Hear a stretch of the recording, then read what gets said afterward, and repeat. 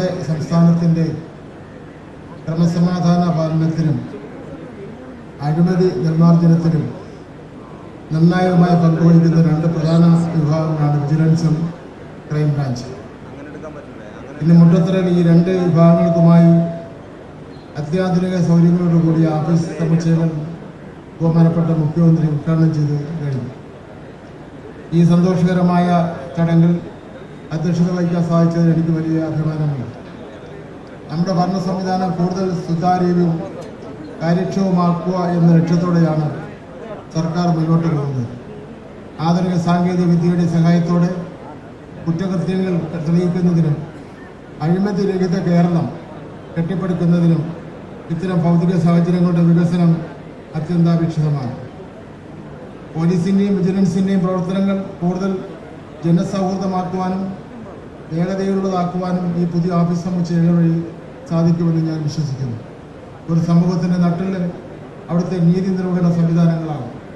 പുതിയ തലമുറയ്ക്ക് മാതൃകയാകുന്ന രീതിയിൽ നിഷ്പക്ഷവും നീതിയുക്തവുമായ അന്വേഷണം നടത്തുന്നതിന് ആവശ്യമായ എല്ലാ സംവിധാനങ്ങളും ഈ സമുച്ചയത്തിൽ ഒരുക്കിയിട്ടുണ്ട്.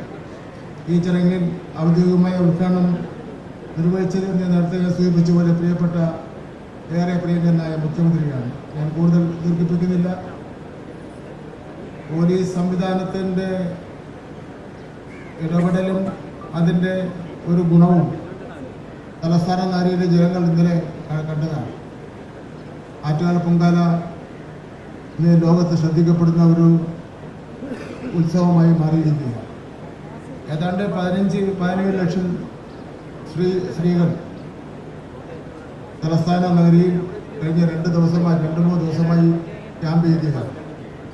ഒരു പരാതി പോലുമില്ലാതെ, ഒരു പെറ്റി കേസ് എടുക്കുന്നതിന് വേണ്ടിയുള്ള പരാതി പോലുമില്ലാതെ കാര്യങ്ങൾ കൃത്യമായി ഉയർന്ന പോലീസ് ഓഫീസർമാരുടെ നേതൃത്വത്തിൽ അത് നിർവഹിച്ചു എന്നുള്ളത് ഞാൻ കൂടി സാക്ഷിയാണ്. ഞാൻ അവിടുത്തെ MLA കൂടിയാണ്. ഞാൻ അവരെ അഭിനന്ദിക്കുവാൻ, പോലീസിനെ അഭിനന്ദിക്കുവാൻ പറ്റിയ ഈ അവസരം ആറ്റുകാല പൊങ്കാല ഇത്രയും വിജയകരമായി പൂർത്തീകരിക്കുന്നതിന് സിറ്റി പോലീസ് കമ്മീഷണറുടെ നേതൃത്വത്തിൽ, അതേപോലെ മറ്റ് DGP അടക്കമുള്ള ഉദ്യോഗസ്ഥന്മാരുടെ നേതൃത്വത്തിൽ നടത്തിയതിന് DGPയുടെ ഒക്കെ കുടുംബാംഗങ്ങളൊക്കെ പൊങ്കാലയിൽ പങ്കെടുത്തു. ഇത് പേപ്പറിൽ കണ്ടുകയാണ്. അപ്പോൾ എന്തായാലും ഗംഭീരമാക്കി വിജയിപ്പിക്കുന്നതിന് വേണ്ടി സഹകരിച്ച എല്ലാ ഓഫീസർമാരെയും നന്ദിപൂർവ്വം സ്മരിച്ചുകൊണ്ട് എൻ്റെ അധ്യക്ഷ പ്രസംഗം ഞാനിവിടെ അവസാനിപ്പിക്കുന്നു. നന്ദി, നമസ്കാരം.